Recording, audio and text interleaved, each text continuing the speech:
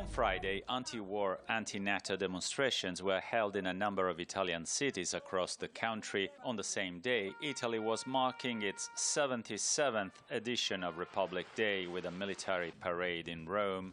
The annual event, held in the Italian capital, commemorated the day in 1946, when Italians voted in favor of a republic and against the monarchy, accused of supporting Benito Mussolini's fascist regime during World War II.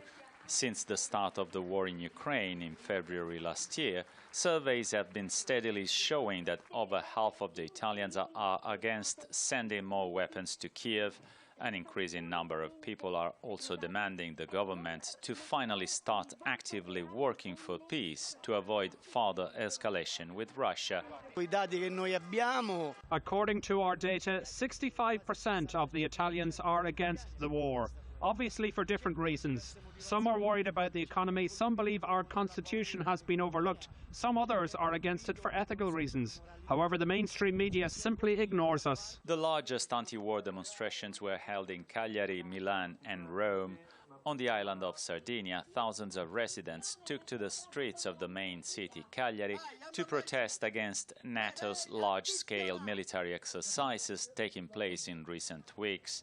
Between April and May, Sardinia hosted NATO military drills which involved tens of thousands of soldiers and civilians, hundreds of land vehicles, ships and aircraft from over 20 nations. The groups belonging to the so-called area of dissent against traditional political parties complained that they're given practically no space on mainstream media. This while around half the Italian electorate has failed to vote in recent national and local elections. Unfortunately, in Italy, many broadcasters have been silenced for not adhering to the Western country's mainstream narrative. An increasing number of people, however, understand what's going on, but they feel so disempowered that they can only sink into resignation. During Friday's protests, signatures against sending weapons to Ukraine were collected at campaign points. The initiative aims to hold a popular referendum in Italy on the issue of arms deliveries. The main organizers of this initiative, Refuse War Committee and Future Generations Committee, believe it is impossible to achieve peace as long as Ukraine keeps receiving weapons from Western countries.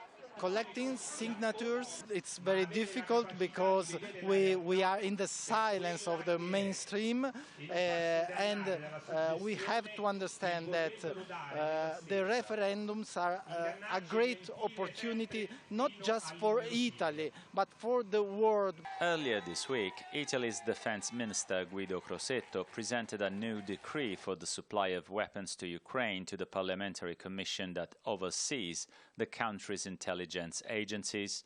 It is Italy's 7th package of military aid for Kiev since the war began last year and the second of Prime Minister Giorgia Meloni's government.